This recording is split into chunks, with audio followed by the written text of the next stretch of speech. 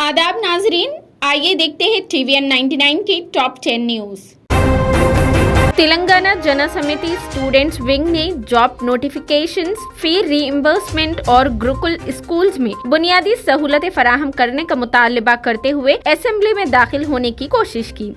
Police ने कार्रवाई करते हुए एहतजाजियों को फौरी गिरफ्तार कर लिया और पुलिस स्टेशन भी मुंतकिल कर दिया गया। एहतजाजियों ने रियासती हुकूमत पर इल्जाम आयद किया है कि वो गुज़िश्ता काफी अरसे से जॉब नोटिफिकेशंस की इजराई में नाकाम साबित रहे। एहतजाजियों ने तेलंगाना मॉनसून सेशन के अतराफ घेराव करने की भी कोशिश की। तेलंगाना के हल्का मोनुगुडु के लिए पी श्रीवांती कांग्रेस की उम्मीदवार, दूसरे दावेदार मायूस। नाराजगियों को दूर करने रेवंत रेड्डी आए मैदान में, कहा हाईकमान ने पी श्रीवांती को बनाया उम्मीदवार, हाईकमान के फैसले को करे कबूल। पार्टी उम्मीदवार को कामयाब बनाने की गई अपील।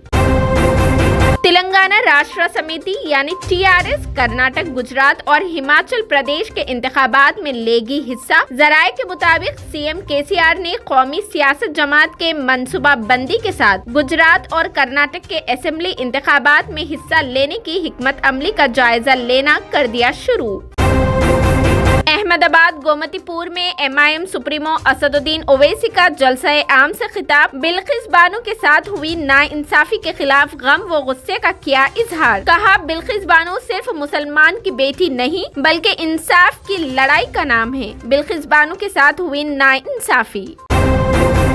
वाराणसी डिस्ट्रिक्ट जज कोर्ट ने ज्ञानवापी मस्जिद मामले में किया बड़ा फैसला। अदालत ने मुस्लिम फरीक की अपील को कर दिया कैंसिल, जबकि हिंदू फरीक की दरख्वास्त को कर लिया एक्सेप्ट। अदालत ने मुस्लिम फरीक की जानिब से दायर पिटीशन को खारिज कर दिया और शंगार गोरी में रोजाना पूजा करने की इजाजत को जायज करार दिया। अदालत ने कहा कि ये मामला काबिल समाअत है। इस मामले की अगली समाअत 22 सितंबर को होगी। सुप्रीम कोर्ट की हिदायत पर वाराणसी की जिली अदालत में मामला चल रहा था। अदालत के फैसला आने से कबल ही वाराणसी में दफा 144 नाफिज कर दिया गया है, जबकि अदालत के फैसले के बाद भी सख्त सिक्योरिटी इंतजामात कर दिए गए। श्रीलंका ने एशिया कप फाइनल जीत लिया। टाइटल फाइट में पाकिस्तान को 23 रन से दी शिकस्त। श्रीलंका ने 170 रन बनाए, पाकिस्तान 147 रन पर हुई आउट। उसके साथ ही श्रीलंका छठी बार भी एशिया कप की फतेह टीम बन गई। टॉस हारने और पहले बैटिंग करने के बाद श्रीलंका को शुरू में पाकिस्तान बॉलर्स की तेज रफ्तारी ने रन बनाने से रोक दिया था।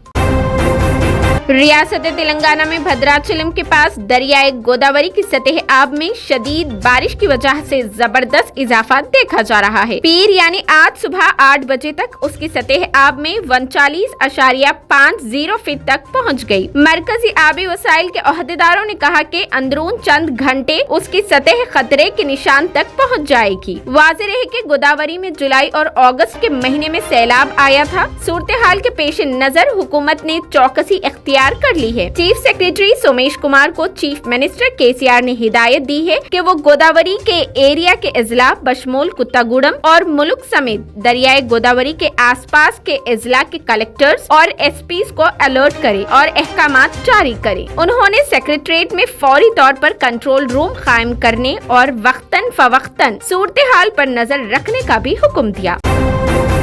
Central finance minister Nirmala Sitharaman ने किया दावा, कहा भारत में काम करने वाली आबादी 2028 में चाइना को छोड़ देगी पीछे। बताया 2036 तक हमारी 65% आबादी काम करने वाली आबादी तक पहुंच जाएगी और ये 2047 तक इसी तरह पर रहेगी।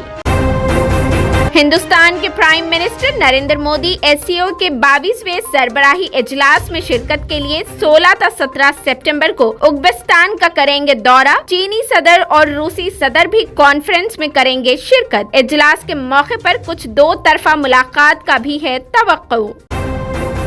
इसी के साथ हमारी खबरें इख्तिताम को पहुंचती है। मज़ीद तफसीलात के लिए हमारे चैनल को लाइक करें, शेयर करें और सब्सक्राइब करना बिल्कुल ना भूलें।